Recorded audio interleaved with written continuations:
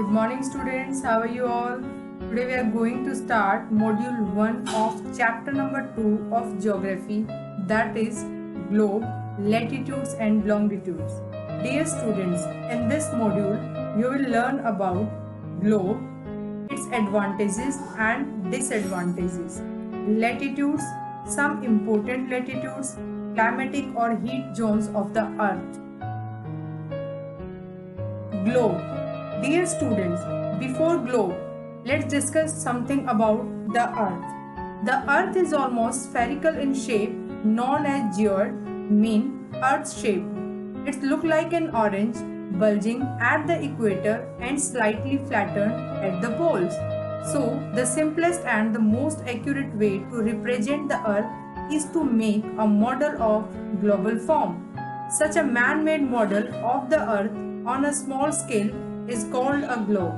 It is a world map pasted or printed over the surface of a hollow sphere and mounted on axis so that it can rotate freely.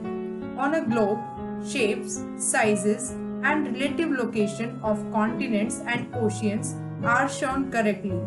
Distances and directions are also correct. Such a type of globe was first made in Germany in 1492.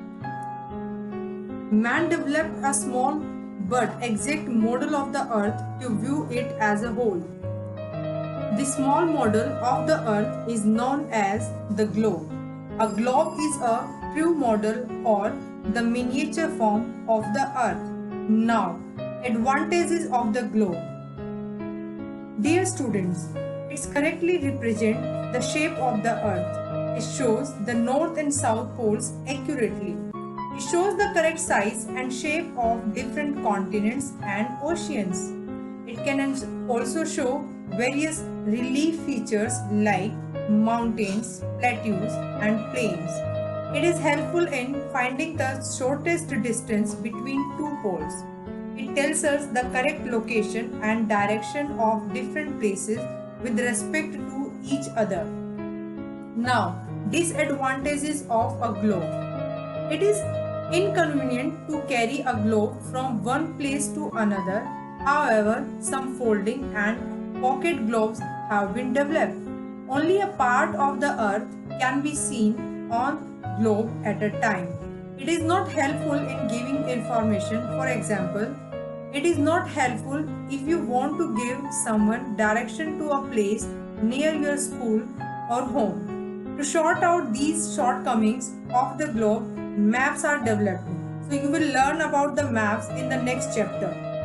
A latitude is the angular distance of a point on the Earth's surface measured in degrees from an imaginary line named the equator, which lies midway between the poles.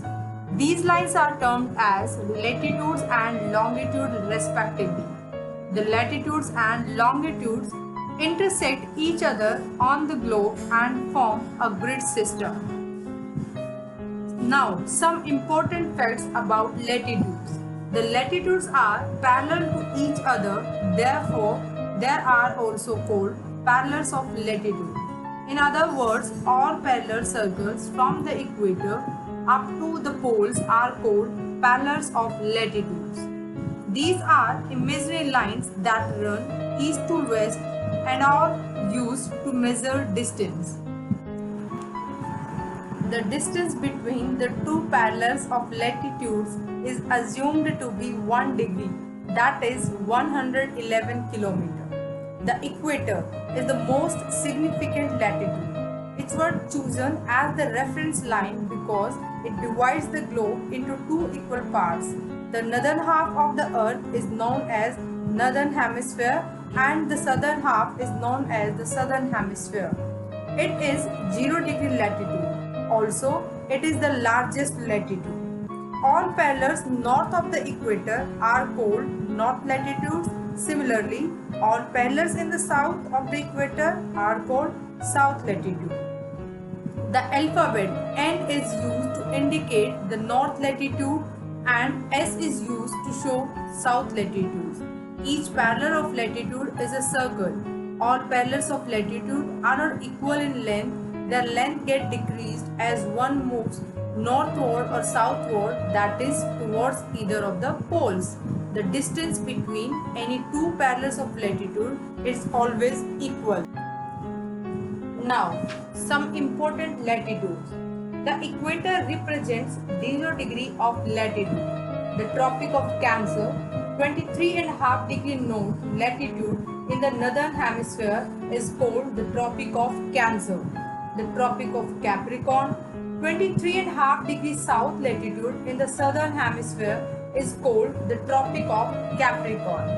Now, Arctic Circle, 66.5 degree north latitude in the northern hemisphere, is known as Arctic Circle. Antarctica Circle, 66.5 degree south latitude in the southern hemisphere, is termed as the Antarctica Circle. These important latitudes divide the Earth into various heat zones. North Pole, 90 degree N in the northern hemisphere, is called the North Pole. 90 degrees south in the southern hemisphere is known as the South Pole.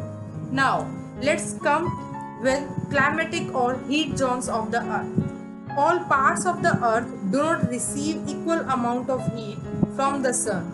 Thus, they have different types of climates.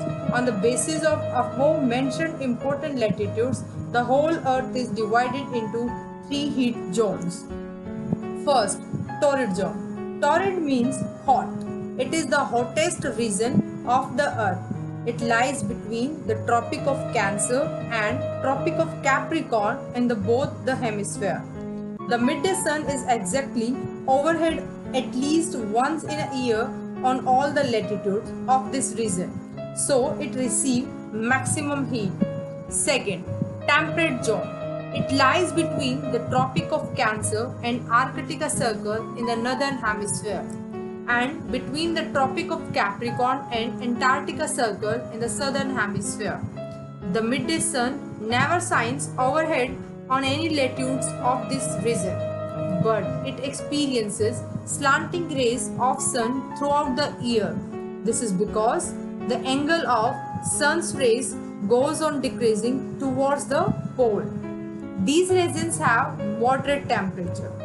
Third, frigid zone. This zone lies between the Arctic Circle and North Pole in the northern hemisphere, and between the Antarctica Circle and South Pole in the southern hemisphere.